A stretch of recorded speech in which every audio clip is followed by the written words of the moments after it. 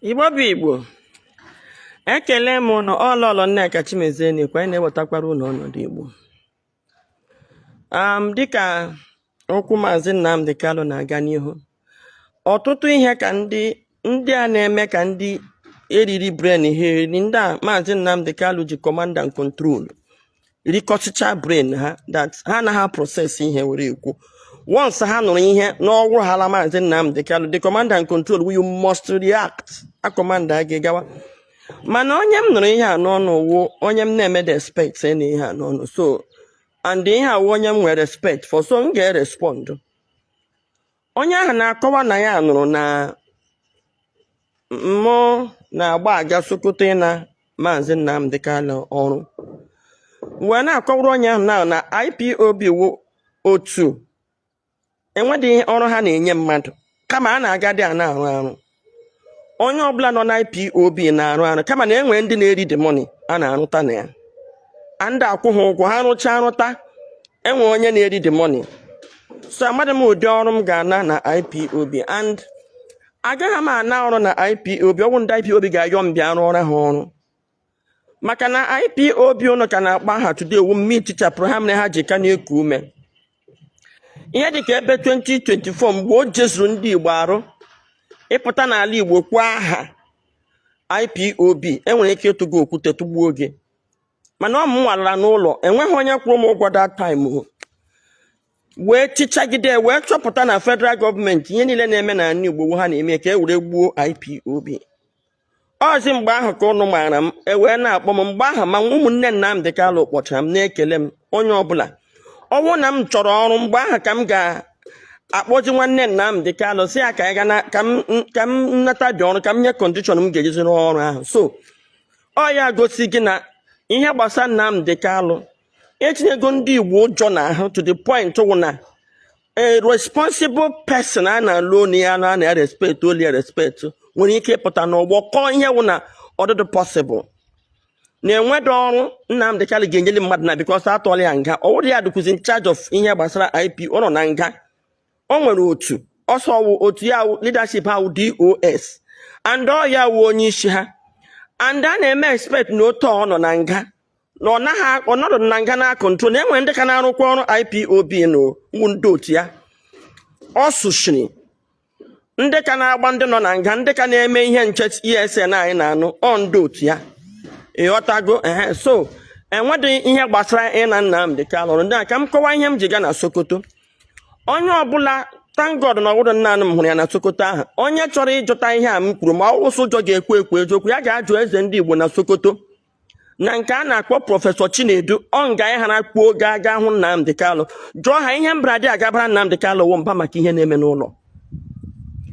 Na mgbe m bịara ruo ha ahụ, ọ ụmụnne ya kpọrọ m yọọ m bịawa Abuja bịa ripọtụ, maka onye ọbụla gbara ọsọ, ma onye a na-ekwu okwu ụgba na-agada Abuja ripọtụ ihe kesi Nnamdi Kanu. Onye a kwuru okwu a na-asị na mmesi mme iwe journalist. Yes, ahụ m investigative journalist, mana amadị m journalist nke iwu. Onye a na-ekwu okwu a na ọmụnwa kwuru n'Ekiti High Court defend ya Mazi Nnamdi Kanu atụghị ụjọ. Ndị mmadụ ndị ekwu eti ọnụ n'okwu ha because a proscribe ha proscribe, ndị mmadụ na-atụ ụjọ ime ha arrest. Mana onye n'ụkwụrụ nọ mgbe ha nọ na the lowest minimum, gịnị ka m ga-akpụ ya, chichapụta ha eji ka na-eku ha aha na ọ ihe a ka ha nọ wee kpọọ m yọọ m gakwa n'obi ọcha m. Anaghị m ha ego tiketi, ịgba tiketi si Lagos ga Abuja 250,000, mgba ya 4 times. Ha sị ka enye m ego, m njụ. Chineke mere ebere, amakwa m na tata ga-adị, maka ahụ m a spiritual person, na time ga-adị n'agbanyeghị ọrụ ọ bụ ihe ọ sọrọ m rụọ ọ ga-adị taa. Anyị nwe mgbe a ga-ebo m ochie n'ọfụ ụnụ hụ ka m ji wee ka na-ete jarịjarị. Ụnụ kwesịrị mana m kwadoro ọfụma na mma na tata ga-abịa. Ị gaa na my page 2 months ago, ekwuole m ya na m eruole ebe a ga-ebo m ochie n'ọhụụ, and akwado m ọfụma, mana eziokwu ha eji mara m ga na-ekwu ya. So nwanne Nnamdi Kanu enwedo ọrụ ọ ga-enye mmadụ, kama na Nnamdi Kanu wụ ụzọ ọrụ a na-arụ arụ. Eru m na Sokoto wee gwa ihe na-eme. Biko nụ ndị Igbo, ihe m ga-ajụ Nnamdi Kanu, kedu ndị bụzi ndị otu gị? Nnamdi Kanu na David, ọ bụ onye isi David, ha na-akpụ ya onye ndu ha. Ndị Autopilot Biafra Liberation Army ọwa ya ama ha ndị wu ndị iche ha Ngozi Orabueze ọwụ na ama ha ndị wu Biafra Liberation Army Gentle the Yahoo Igwe bute ụzọ ndị niile gbukpụrụ anyị na ga jụọ ndị arọ ndị izog mebi ofu ya apụgo ha n'ahụ ga jụọ ndị ọkaigwe ga jụọ ndị osumohu ọmụ lara n'ụlọ wee chọpụta nọ ndị Autopilot ka edenwere n'ụlọ ka ha were destroy ya IPOB aka Nnamdi dị na Autopilot na Biafra Liberation Army maka na ọ na-eme n'ihe gbasara Nnamdi Kanu ihe ọbụla ọwa osogodi ya wụrụ na a na-afọgbu mmadụ n'aha ya sọrọ ngasị ọwa aha ya nọdị anyị na-akụ aka ọwụ na ọnụghị mgbe alọya eji ma akọpụta na TV si na Mazi Nnamdi Kanu si na ndị Autopilot na Simon Ekpawu disciples ya ọwụ na ọ naghị anụ mgbe Gentle the Yahoo na-ekwu na Simon Ekpa ka ya na-arụrụ ọrụ mgbe ejuba Nnamdi Kanu si kekwanụ ebe ka ndị otu gị maka eche m na-akụsala ndị IPOB nye nwa John ya gwa m na ndị ahụ m na-anụ DOS wu leadership ndị ọya wu onye isi ha nsewuo ị na-achọ ịgwa m na IPOB ka na-eku ume kekwana ihe eji hapụ gakwanụ ndị otu nga mme Simon Ekpa appoint ngwanụ ugbu a eweela aha gị maka ịma na ihe ọbụla aha gị nọ na ya na-adị ka eletrik shọk ọ na-adọ ndị Igbo adọ ngwanụ ugbu a na ha eweela aha gị ozugbo ewere aha gị ndị mmadụ ekwokpuo n'Autopilot ewere ya gbugbuo ndị mmadụ na ihe ọ ga-eme ugbu a na-awụ ebe ọwụ na otu gị anọ n'almost 190 something countries why not ịgbakwapụ ihe niile a n'ahụ concentrate ya n'otu gị ka ha nwee ike concentrate maka na achọpụtakwa m na IPOB na-adọkwa isi onwe ha adọ with pressure from Autopilot pressure from Avid pressure from federal government ka ha concentrate na wee kpọpụtanụ gị na-atụkwala gị nga enweghị ihe m ga-emenwuru gị alụọla m ọgụ ole m ga-alụ mee mkpọta ole m ga-eme atọọla Nnamdi Kanu nga ndị Igbo ya baa unu na ntị maka ọ dị m ka anaghị ekwutezite okwu Biafra kemgbe 2021 enwebedo onye pụta na-ekwu okwu nwere onwe ka m jide na-anụ ihe anyị na-asị Nnamdi Kanu pụta ọkwari nwere onwe ka anyị na-adọ eche m ọwụ nọrọ ebe ahụ eputuweze pressure ka enye anyị Biafra ọwụ pụtakwa ụgbọ na ọ ga-eji Biafra na-apụta ya apụtakwa nye ha kwa anyị nsogbu Biafra ajụjụ ka m na-ajụ mgbe egwu ya na ụmụnne ya ji ngo ọnọ na-anakọsi ego n'ihe ewu otu ka unu na-eme ọwụdụ family business jụọ ndị a na mba ka m ga-abara Nnamdi Kanu ọwụdụ Chukwu a ga-agwa ya okwu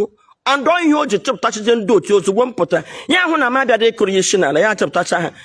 ndị Igbo amụrụ na ndị a na-eme m atak kamgbe Jenụwarị m gara iji apụta kwuo ihe m hụrụ ndị a na-eme m atak ha wee nụzie ihe m kwuru nke ga-eme ndị Igbo ya agbakachara na ntị ha atụpụta ya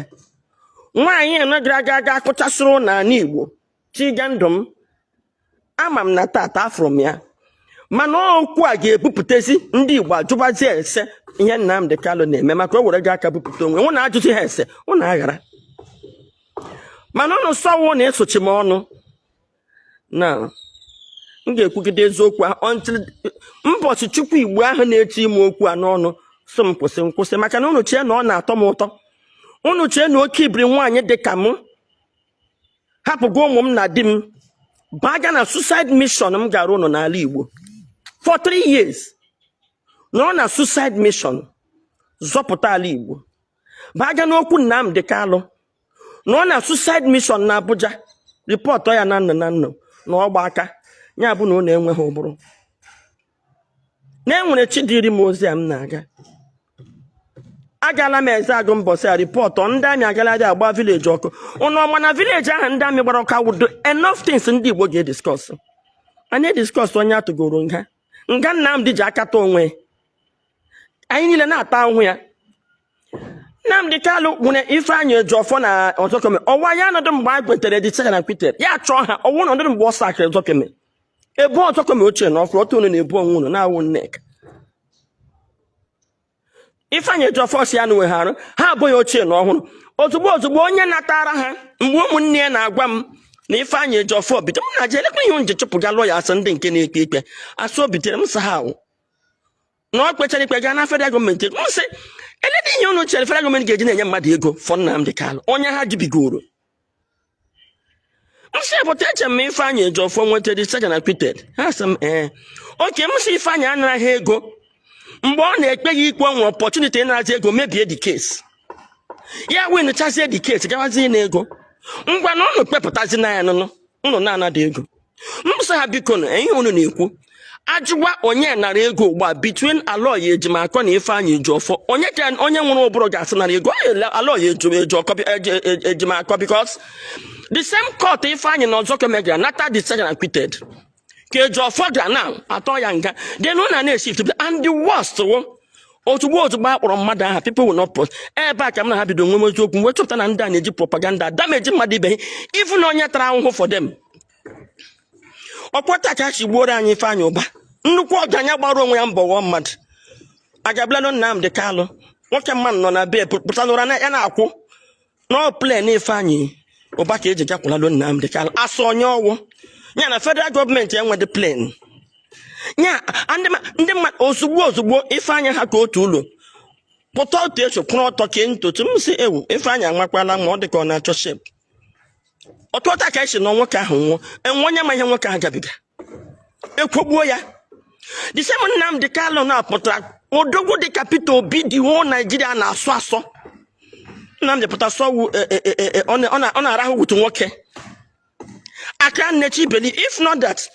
Peter so kwelu onwe ya into the heart of the people onye ahụ o kwugara dotu this aspiration Peter Obi a na-akụrụ ya aka ndị Igbo ka m jido n'ọnụ nga na-atụrụ Nnamdi Kanu ugbu a unu oche na nwere onwe ọ na-adọ ka eji tụ ya nga kọwa ihe o kwutere onwe n'ọnụ ebe ejide Nnamdi Kanu wee bụ na agụ okwu nwere onwe kọwa ebe ọ na-eririwe ndụ wute ego ụmụnne ya na-atụtasị onye echi na-atụta ka e were meji ala Igbo wee mee ihe Biafra ya were laa Kenya zụrụ ụlọ kpọrọ nwaanyị na-eririwe ndụ ego ahụ ọ na-eri ọ na-arụ ọrụ na Kenya with ụdị high class life ọ na-ebi mrụtụ ya aka ụnọ na-akpọgharịgharị n'ụdị agha adụ mmadụ apụta sị na asị na m gara na nna m enwedo Nnamdi Kanu enwedo uru ọba na mmadụ ụgba ya nwa ka a na-adọ adọ ya nwa onye na-enye anyị nsogbu n'ala Igbo enwedo ọrụ ọ nwere inye enwedo ọrụ IPOB na-enye mmadụ a na-arụrụ IPOB ọrụ arụrụ then onye na-asị m na ọsị na mmịọ ọwụ member of IPOB awụdụ member of IPOB mana adị m sure na enwe any member of IPOB presently rụrụ ndị IPOB ọrụ m rụrụ ha. As a journalist, you need to be a member of any organization before man query. Ihe na-eme ihe a. Ndị nta akụkọ ọrụ ha awụ inyocha kwerie omume ndị mmadụ. Bill Clinton pụtara kwụrụ ọtọ yọọ mgbaghara mgbe o mehiri emehie. Nnamdi Kanu ọwụsị enwe otu o ji mehie mismanage funds etiri ya n'aka kama ọ ga na-ayọzi mgbaghara a na-afọgbu onye kwuru okwu afọgbu. So Igbo bụ Igbo ka m gwa unu ka m jide n'ụnụ nga niile a Nnamdi na-aga ọ dị avoidable a na-eji enye anyị nsogbu ọ dị avoidable. Buhari ọ na-asị wu Jubril ọnwụọ na owu ya ihe ahụ ọ na-ekwe elu otu o ji esi enye aka na nwere onwe ya na-edubaga anyị n'ọka anyị na-akụ aka mgbe a na-eme ensas ya wụrụ ensas sị ndị mmadụ gbagbuchi ụlọ ochekwa ụlọ ọgụrụ dị count ihe eji wee tụ nwa amadi a nga enwere ebe ụlọ nọrọ sino maka ọ na-azọ Biafra na ọ na-azọ nwere onwe ụlọ nụrụ ya. Lolo Nneka Chimezie abara m n'ime ha na ihe ndị a ji wee kpọọ m owo ha ahụna na ndị Igbo anụwa n'olu m ka e were my platform bụ ụdị propaganda eburu maka Ifeanyi Ụba nwụọ bụ ụdị propaganda eburu bụ mmadụ dịka Peter sọsọ ihe ọfọ ọwụ ịkpọ Peter Saint na ndụ biko na edewe Nnamdi Kanu dewe Peter onye ka dị responsible edewe Nnamdi Kanu dewe Peter onye ga-aka abara Igbo biko ka unu na-akụkwa ka unu na-akụkwa unu ọhụkwa no election in Biafra land mmadụ ekwukweli ya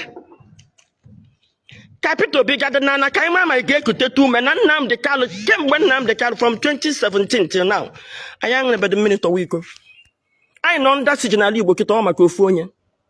ana m ajụ nchọsa ajụ ka m na-ajụ owo rubeghị mgbe anyị ga-enu uru ala review Mazi Nnamdi Kanu na nwere onwe anụwa ụnụ sụweta m ka egbuo atakwanụ m ụnụ ụta ataghị m ụnụ ụta sọsọ ebe ihe a na-anọwa na-eji social media control anyị mgbe insecurity mere n'ala Igbo mere ka m ji mata na ndị Igbo nwe ihe ọbụla anyị gụtara na midia anyị ewe ya ka m ji wee lawazie na-aga na ebe ihe na-eme eme na ripọt ya eriski m ndụ m ga-eze agịga aga ripọta ihe na-eme na eze aga enwedị onye n'ime ụnụ na a ga-agba vileji ọkụ chụsịsịa ndị na-ebe ahụ nwaanyị dị ime abanye ntụ by force labor agba ụlọ nwaanyị dị ime ọkụ sọsọ akwa o ji pụta wa akwa ọma n'obi m ripọtọ ya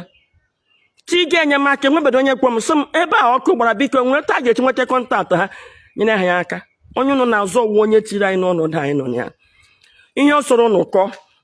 agaghị m ezu ike until anyị leba anya Nnamdi Kanu nwere otu kwa ya wee onye isi ndị IPOB wee onye isi ndị DOS ọ baana na nga ọ ga-transfer power to onye na-eso ya n'azụ Mandela mere ya deni ya gwa ya otu ọnwụ na Autopilot ka o so ya pụta gwa Ngozi Ọrabaeze agalịkwakwa n'ụwa niile na-akpọkọchịkwa ha again ha na-epromote jentụ dị ahụ unu gburu ka ụnọ na-ahụkwa foto ekita na-epromote ya ụnọ na-aka aka ka m gwa ụnụ anọ m ndị no insecurity nke ga-abịagide ụnụ kịta ụnụ laa ya ụnụ ama na ọwụ Nigerian gọọmenti ka ụnụ ha na-eme ihe ndị Igbo litenụ agaghị m akpọ ọnụma agaghị m eju ụjọ dara enwe n'elu